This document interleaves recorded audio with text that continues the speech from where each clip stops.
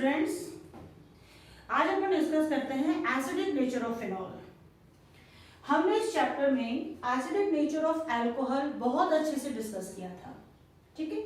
उसमें प्लस आई fat, minus आई fat, सब चीजों को इन्वॉल्व करके और कंपैरेटिव स्टडी भी करी थी अलग अलग कंपाउंड्स की। सेम उसी तरीके से अपन आज डिस्कस करते हैं एसिडिक नेचर ऑफ फिनॉल। तो देखिए, सबसे पहले तो एसिडिक कौन है?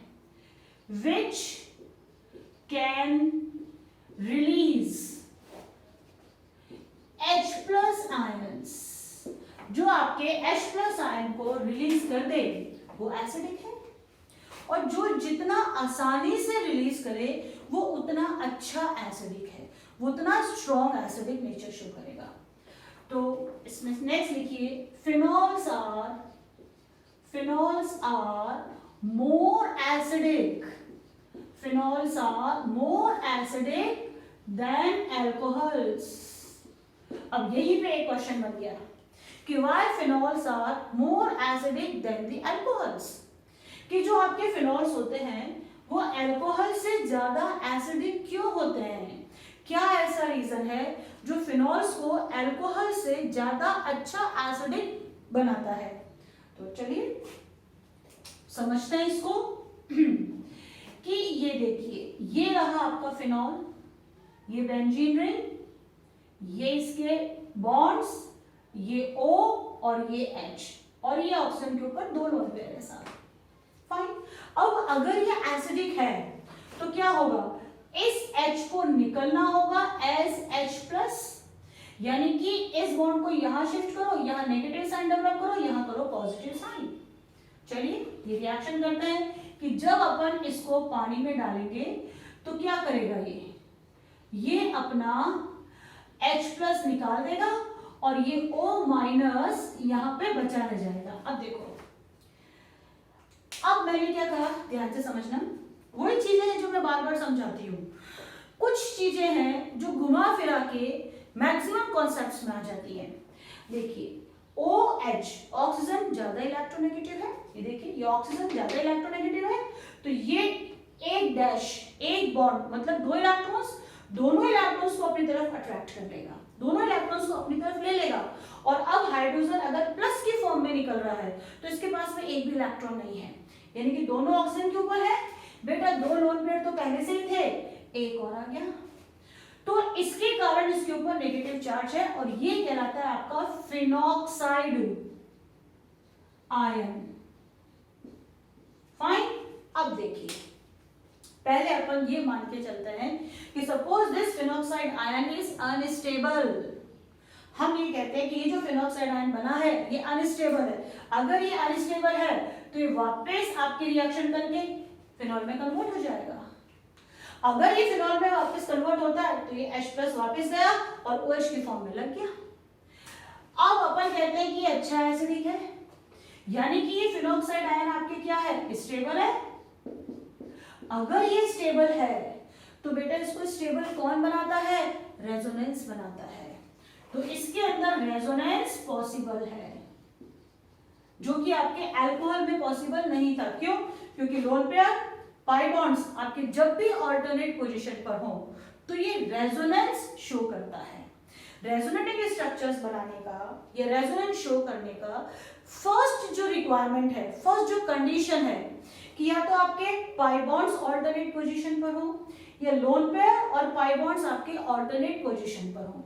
तो यहाँ पे लोन पेयर और पाई बॉन्ड्स आपके क्या है? ऑल्टरनेट पोजीशन पर है। तो देखिए, अब ये यहां शिफ्ट होगा सर, रेजोनेटिंग स्ट्रक्चर बना रहे हैं, तो यहां ऑक्सीजन के कितने बॉन्ड हो जाएंगे?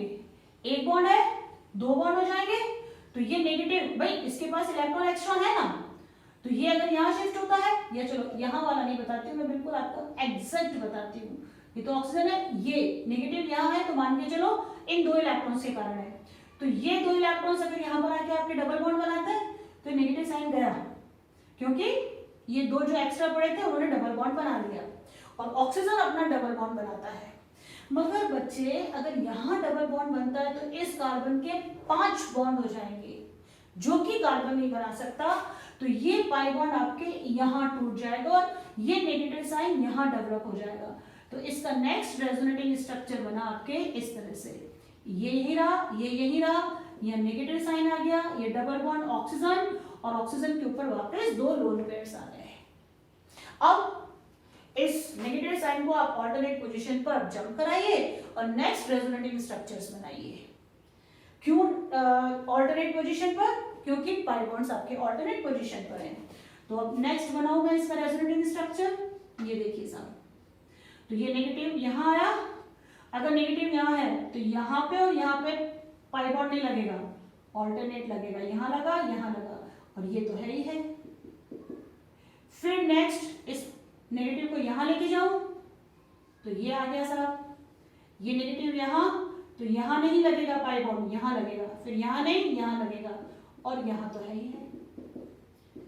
अब ये वापस आपके इधर आ जाएगा, अगर ये वापस आपके इधर आता है तो ये टूट जाएगा। तो ये आपके नेक्स्ट और लास्ट रेजोनेटिंग स्ट्रक्चर बन जाएगा कि तो पाई बॉन्ड में कन्वर्ट हो गया और ये वापस आता है, पाई बॉन्ड यहाँ टूट गया, तो एक एक्स्ट्रा इलेक्ट्रॉन पेयर आ गया और ये नेगेटिव साइन। तो इसके टोटल कितने रेजोनेटिंग स्ट्रक्चर्स हो गए आपके? देखिए यहां से शुरू होता है ये और ये यहां तक। देखिए ये वाला और ये वाला सेम नहीं है, ये दोनों अलग अलग है क्योंकि यहाँ पे पाई बॉन्ड्स की पोजीशंस अलग अलग हैं। तो 1 2 3 4 एंड 5, टोटल 5 इसके रेजोनेटिंग स्ट्रक्चर्स बने हैं। तो चूंकि ये रेजोनेटिंग स्ट्रक्चर बनाता है, ये रेजोनेंस शो करता है कौन? Phenoxide ion. इसका मतलब ये स्टेबल है और इसका स्टेबल होना ये प्रूव करता है कि ये बहुत अच्छा एसिडिक है देन द अल्कोहल। क्योंकि अल्कोहल क्या है अपना? अल्कोहल इज जैसे CH3 CH2O एंड H। तो बच्चे लोन पेयर तो है मगर पाई बॉन्ड्स नहीं है, तो इसके अंदर रेजोनेंस पॉसिबल नहीं है, इसमें रेजोनेंस नहीं है। तो इसका जो ये वाला आयन होता है वो लेस स्टेबल होता है, less stable than phenoxide ion. तो अल्को ऑक्साइड आयन या ethoxide ion is less stable than phenoxide ion because in phenoxide ion lone pair and pi bonds are at the alternate position, which results the resonance effect, which results the formation of resonating structures and make it more stable. Fine. तो इसलिए आपके जो phenols होते हैं alcohol से ज्यादा acidic होते हैं। तो ये क्वेश्चन हो गया। उसके बाद में अपन देखते हैं अलग अलग फिनॉल्स को अपन कंपेयर करते हैं कि भाई अगर जैसे कोई क्वेश्चन आ जाता है कि arrange the following compounds in increasing और decreasing order of their acidic nature, तो उसको अपन कैसे एक्सप्लेन करेंगे? तो चलिए देखिए, the presence of electron withdrawing group या इलेक्ट्रॉन अट्रैक्टिंग, जो इलेक्ट्रॉन्स को अट्रैक्ट करते हैं, electrons attracting group make phenols more acidic. क्यों, कैसे करेंगे? देखिए इसको समझते हैं कि देखिए अब ये अपने कौन से होंगे? ये होंगे अपने माइनस आई ग्रुप लगे होंगे सर। ये देखिए ये रहा फिनॉल, ओके। अब ये O और ये H, अब अगर ये H निकला है तो ये H प्लस है और यहां माइनस है। अब वही जैसे मैंने प्लस है माइनस का इफेक्ट समझाया था और उसकी हेल्प से मैंने आपको एसिडिक नेचर बताया था, वही कॉन्सेप्ट मैं यहाँ पे ला रही हूँ। अगर यहाँ पे नेगेटिव साइन आपके बड़ा है तो ये क्या करेगा? पावरफुल होगा और H प्लस को वापस खींच लेगा, तो वीक एसिड बनेंगे। अब अगर यहाँ नेगेटिव साइन छोटा है या नेगेटिव साइन बड़ा या नेगेटिव साइन छोटे से क्या मतलब है? Electron density. अगर नेगेटिव साइन बड़ा है यानी कि इलेक्ट्रॉन डेंसिटी ज्यादा है, नेगेटिव की पावर ज्यादा है। अगर बच्चे नेगेटिव की पावर ज्यादा होगी तो इस प्लस को खींच लेगा। अब अगर नेगेटिव की पावर कम है यानी कि इलेक्ट्रॉन डेंसिटी कम है तो ये आसानी से H प्लस को निकलने देगा और ये अच्छा एसिडिक हो जाएगा। अब अगर मैं यहाँ पे तुम्हारे NO2 ग्रुप लगा दूं तो NO2 क्या करते हैं आपके -I ग्रुप में इलेक्ट्रॉन्स को अट्रैक्ट करते हैं। तो जब ये इलेक्ट्रॉन्स को अट्रैक्ट करेंगे तो यहाँ पर इलेक्ट्रॉन डेंसिटी को डिक्रीज करेंगे और ये फिनॉल आपके बहुत अच्छे एसिडिक नेचर को शो करेंगे। फाइन। अब इसी के साथ आप एक और लाइन लिखिए, the presence of plus I groups या electron releasing group, electron pushing group make phenols less acidic. ये क्या करते हैं फिनॉल को less acidic, makes phenol less acidic. ये फिनॉल की एसिडिक नेचर को कम करते हैं। कैसे, ये भी समझते हैं कि जैसे देखिए ये अपनी बेंजीन रिंग हो गई, ये OH फिनॉल और सपोज मैंने यहाँ पे आपके CH3 ग्रुप लगा दिया, ये क्रिस्टॉल हो गया। अब इस ये क्या है प्लस I ग्रुप है, ये इलेक्ट्रॉन्स को पुश करता है, अंदर की तरफ धकेलेगा। तो अगर इतना नेगेटिव साइन था तो इसके कारण ये नेगेटिव साइन बढ़ जाएगा, नेगेटिव साइन की पावर, नेगेटिव चार्ज की पावर बढ़ जाएगी इलेक्ट्रॉन डेंसिटी ज्यादा होने से। तो जब ये बढ़ जाएगी तो H+ को वापस मिलेगा, तो ये आपके क्या हो जाएंगे लेस एसिडिक हो जाएंगे। फाइन। तो ध्यान रखिएगा कि जब भी क्वेश्चन आए कोई कंपैरेटिव स्टडी वाला तो भाई इसमें प्लस I ग्रुप लगा हुआ है तो उसको लेस एसिडिक कर देना, अगर माइनस I ग्रुप लगा हुआ है तो उसको मोर एसिडिक कर देना।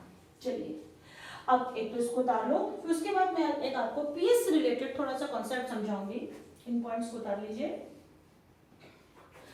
पीएच से रिलेटेड एक मैं आपको कॉन्सेप्ट बता रही हूँ कि अगर पीएच की वैल्यू दे रखी है तो किस तरह से हम उनका एसिडिक नेचर कंपेयर करेंगे, और पीएच के साथ में अगर आपके pKa की वैल्यू दे रखी है तो pKa की वैल्यू में बच्चे अक्सर कंफ्यूज हो जाते हैं, तो वो मैं आपको बताऊं। देखिए पी रखिए, ये क्या है साहब आपकी पीएच स्केल, पीएच स्केल।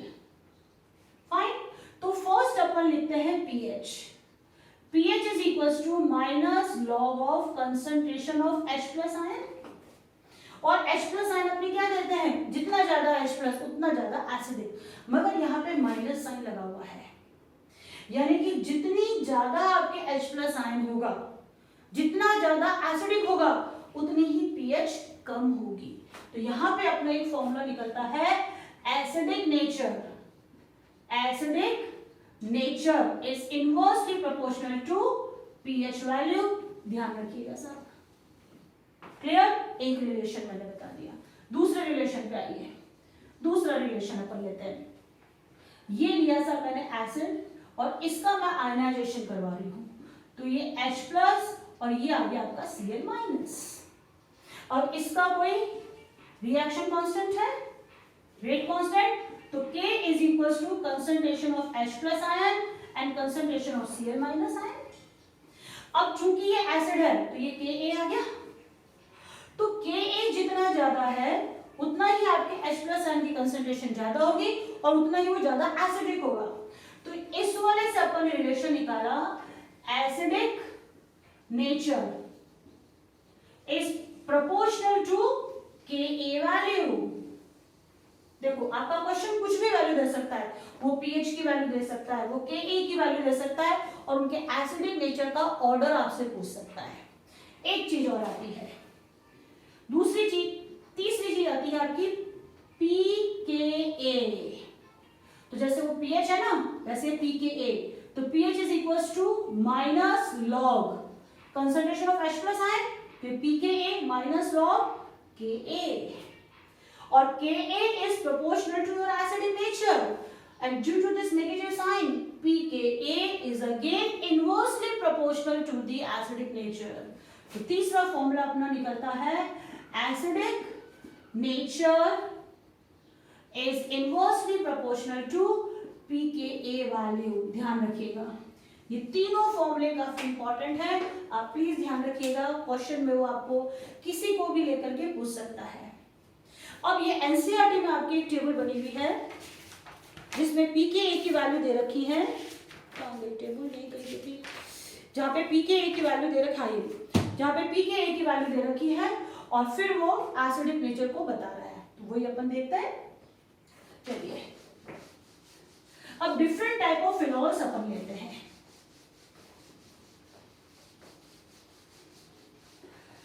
तो मैं अलग अलग आपके फिनॉल ले रही हूँ और उनके नीचे उनकी पीके वैल्यू लिख दूंगी। बुक में से देख के ले लेते हैं। ऑर्थो मेटा पैरा लिया है, तो सबसे पहले मैं ले रही हूँ आपके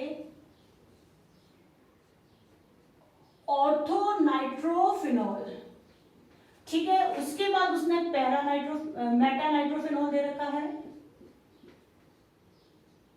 ये आ गया meta nitrophenol. Then para nitrophenol है,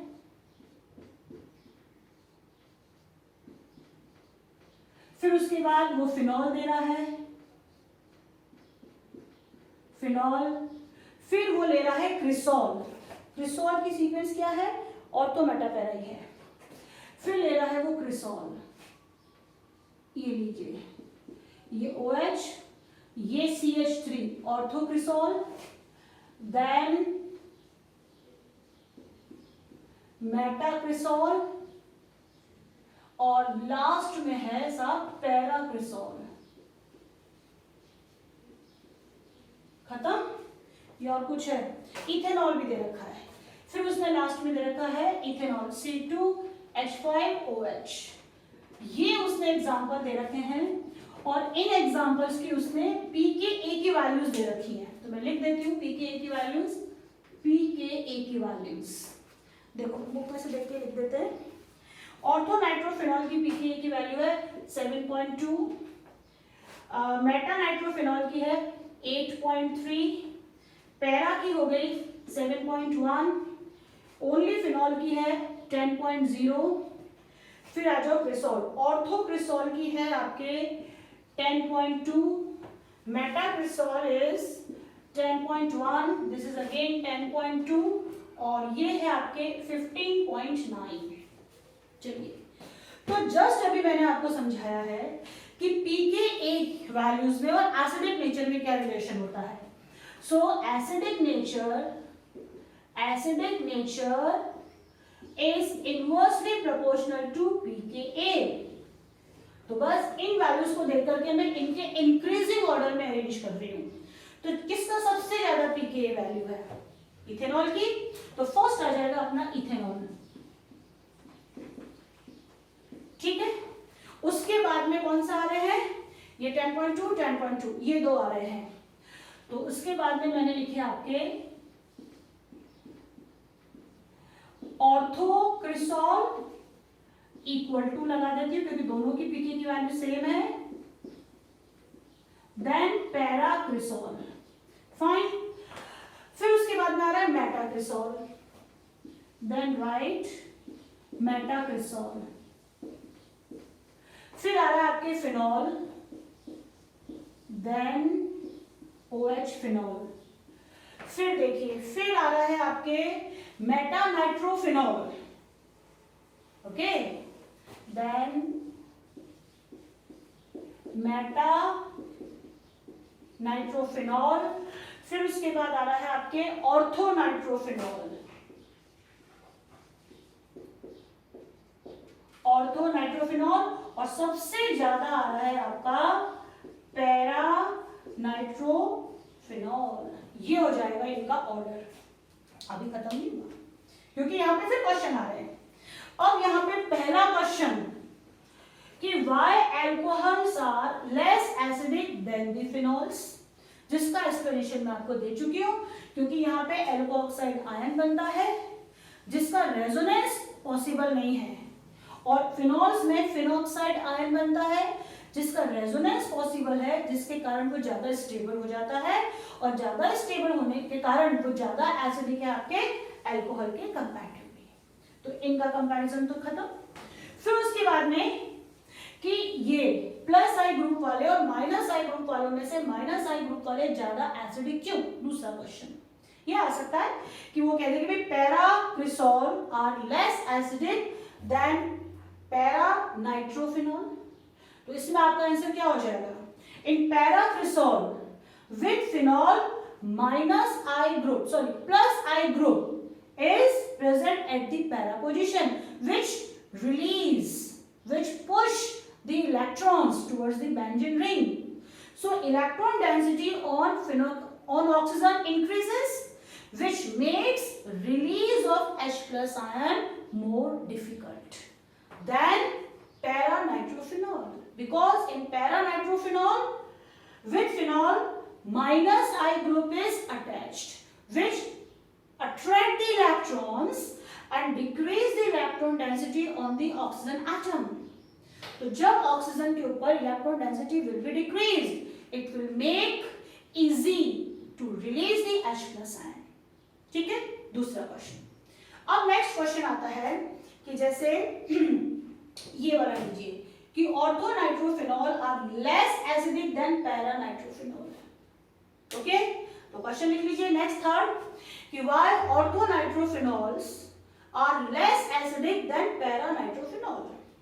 तो ऑर्थोनाइट्रोफिनॉल, ये देखिए ये रहा आपका ऑर्थोनाइट्रोफिनॉल, ये O और ये H, ये N, ये डबल बॉन्ड O और ये ऑक्सीजन लगा हुआ है। तो बच्चे यहाँ पे partial negative partial positive sign, यहाँ पे पार्शियल नेगेटिव साइन है। तो इन ऑर्थोनाइट्रोफिनॉल में आपके इंट्रामॉलिक्यूलर हाइड्रोजन बॉन्डिंग होती है। सो intra molecular H bonding is present in your orthonitrophenol।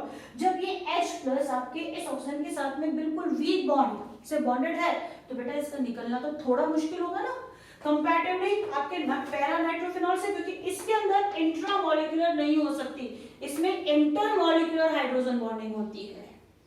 ठीक है, और जब फाइन बस नहीं होता है, एक ही चीज लिखो। So the answer will be in orthonitrophenol, nitro group present very close to OH group, means at the ortho position, which results the formation of intramolecular hydrogen bonding and make release of H plus ion difficult. Whereas in case of paranitrophenol, intramolecular hydrogen bonding is absent. Fine. Next question. इसके बाद next question लीजिए। अब वो क्रिसॉल से related पूछ सकता है, भाई क्रिसॉल के भी और तो पैरा को कंपेयर कर ले, तो क्रिसॉल कहाँ है? ये रहा। अब वो ये कह सकता है कि why metacresols are more acidic than ortho and para. ठीक है, मेटा वाले जो क्रिसॉल्स हैं वो एसिडिक ज्यादा हैं कंपैरेटिवली ऑर्थो एंड पैरा के। तो इन दोनों के अंदर CH3 group develops the hyperconjugation which increase the electron density। ठीक है, ऑर्थो एंड पैरा पर जब आपके CH3 ग्रुप है तो इसका बिल्कुल अगर आपको डीप में स्टडी करना है तो 11th क्लास में जो हाइपर कंजुगेशन दे रखा है वहां आप डिस्कस कर ले, वहां पे आप देख लेना थोड़ा। अभी अपने को यहाँ नहीं समझाना कि हाइपर कंजुगेशन क्या होता है, ये कैसे होता है। Only in 1 mark question we have to write the terms and to the point answer. So in ortho and para position CH3 develop the hyperconjugation, जिसके कारण which increases the electron density and make release of H plus ion difficult. ठीक है, अब देखो यहाँ पर आपके दो इफेक्ट काम कर रहे हैं बच्चे। एक तो आपके ये वाला प्लस आई इफेक्ट काम कर रहा है, ठीक है, और एक आपके हाइपर कंजुगेशन काम कर रहा है। तो अगर इंडक्टिव इफेक्ट और हाइपर कंजुगेशन में दोनों की पावर देखूं तो हाइपर कंजुगेशन आपके डोमिनेट करता है, इंडक्टिव इफेक्ट सबसे वीक होता है, लीस्ट पावरफुल इफेक्ट होता है। जो बहुत सारे रेजोनेटिंग इफेक्ट होता है, एरोमेटिक इफेक्ट होता है, हाइपर कंजुगेशन होता है, इलेक्ट्रोमेरिक होता है, कई सारे इफेक्ट्स होते हैं, उसमें इंडक्टिव इफेक्ट आपकी लीस्ट पावरफुल होता है। तो इससे ज्यादा पावरफुल आपके हाइपर कंजुगेशन इफेक्ट है। तो ये यहाँ पे डोमिनेट करेगा और ऑर्थो एंड पैरा पोजीशन पर CH3 होने के कारण ये हाइपर कंजुगेशन इफेक्ट शो करेगा, जिसके कारण इलेक्ट्रॉन डेंसिटी यहाँ इंक्रीज हो जाएगी और जो H+ आयन के निकलने में डिफिकल्टी देगी और इसके अंदर आपके हाइपर कंजुगेशन नहीं होगा। ठीक, तो ये मैंने आपको एक्सप्लेन कर दिया। अब अपन एक एनसीईआरटी का क्वेश्चन कर लेते हैं। चलिए, अब जहां पर ये आप एनसीईआरटी बुक में देखिएगा कि जहां ये टेबल बनी हुई है ना आपके, जहां पे पीके की वैल्यू दे रखी है आपके डिफरेंट टाइप्स ऑफ फिनॉल्स में, उसी के नीचे जो क्वेश्चन है, इंटेक्स्ट क्वेश्चन है, वही वाला मैं आपको एक बार सॉल्व करवा देती हूँ, क्योंकि उसका एक्सप्लेनेशन मैं आपको दे देती हूँ, ताकि अगर इस तरह का कोई क्वेश्चन आता है तो आप उसको आराम से सॉल्व कर सको। ठीक है, चलिए, तो क्वेश्चन क्या है? क्वेश्चन में वो दे रहा है कि arrange the following compounds in increasing order of their acidic strength. अब उसमें कंपाउंड क्या क्या दिए हैं, सारे कंपाउंड लिख लें। प्रोपेन 1-ऑल, तो पहला लिया मैंने propane 1-ऑल, CH3, CH2, CH2 and OH, पहला ये हो गया। After that 2,4,6 trinitrophenol, picric acid. ठीक है, ये OH, ये 2 पे नाइट्रो, 4 पे नाइट्रो और 6 पे नाइट्रो। इसके बाद दे रहा है वो 3 नाइट्रोफिनॉल, 3 नाइट्रोफिनॉल, तो ये तो रहा फिनॉल 1, 2, 3, ये मेटा पे लगा हुआ है साहब। फिर इसके बाद में दे रहा है 3,5 डाइनाइट्रोफिनॉल, 3,5 डाइनाइट्रो, ये लीजिए, दिस इज फिनॉल, ये 3, 4 और ये 5, ये 5। ठीक, इसके बाद में है फिनॉल, फिर है phenol, and at last 4 methyl phenol, 4 methyl, तो ये फिनॉल 1, 2, 3, 4, ये आ गया आपके मिथाइल फिनॉल। अब ये दे रखा है, ठीक है, इनको डिस्कस करें। तो देखिए, अब इसमें तुम्हें मुझे 1, 2, 3, 4 कैटेगरीज क्लियर दिख रही है। कौन कौन सी? ये तो रही अल्कोहल की कैटेगरी, ये रहा अकेला फिनॉल, और ये +I वाला फिनॉल, और ये तीनों गए आपके -I वाले फिनॉल। तो अपने को पता है least acidic will be alcohol. तो सबसे पहले मैं यहां लिख दूं CH3, CH2 एंड OH। ये लिस्ट पे गया क्योंकि alcohols are less acidic than the phenols. अब इन तीनों में देखें, +I वाले जो होते हैं वो कम एसिडिक होते हैं कंपैरेटिवली दूसरों के। ठीक, तो मैं यहां पे लगा दूं आपके, ये आ जाएगा पैराक्रिसोल। फिर इसके बाद में ले लूं फिनॉल को, फिर आ गया आपके फिनॉल। अब ये ले लो -I। अब इन -I में फाइटिंग हो रही है साहब कि अब इन तीनों में सबसे ज्यादा एसिडिक कौन। तो अपन क्या कहते थे जब नाइट्रो लगा हुआ था, तो देखो ऑर्थो वाला जो था उसमें तो इंट्रामोलिकुलर हाइड्रोजन बॉन्डिंग चली गई थी।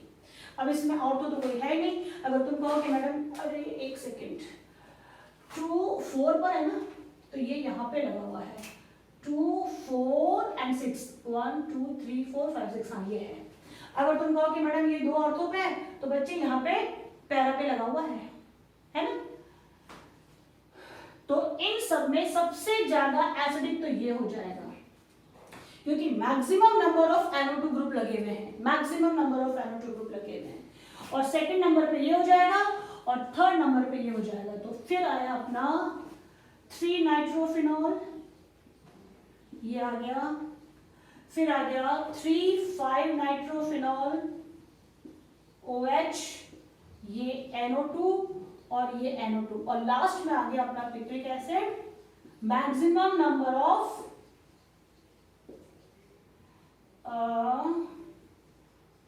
2 पर है ना, 1, 2, फिर 3 नहीं, फिर यहाँ पे और फिर यहाँ पे, ये वाला मैक्सिमम नंबर ऑफ आपके -I ग्रुप इसके अंदर है। तो मिनिमम इलेक्ट्रॉन डेंसिटी यहाँ हो जाएगी। फिर उसके बाद में इसमें है तो इससे थोड़ी ज्यादा होगी, यहाँ पे थोड़ी और ज्यादा, यहाँ पे नॉर्मल, यहाँ पर बहुत ज्यादा हो जाएगी सर। Find fine. और ये तो आपके रेजोनेंस शो नहीं करेगा, यहाँ पे रेजोनेंस शो नहीं होगा, इसलिए इसका जो प्रोपेन है ना, तो फिनॉक्साइड होता है ना, एल्कोऑक्साइड आयन जो है वो आपके लेस स्टेबल है कंपैरेटिवली फिनॉक्साइड आयन के। तो बस इस तरह से आप क्वेश्चंस करिए और प्रैक्टिस करिए। इस तरह के क्वेश्चन पक्का आते हैं बेटा आपके सीबीएसई में। देखो मैं फिर कह रही हूँ कि ऑर्गेनिक केमिस्ट्री आपकी टफ नहीं है। एक तो रेगुलरिटी मांगती है और दूसरी प्रैक्टिस मांगती है। बेटा प्रैक्टिस तो हर कोई चीज मांगती है, तो जितनी आप प्रैक्टिस करोगे उतना आपका कमांड होता जाएगा केमिस्ट्री पर। Fine, okay, thank you.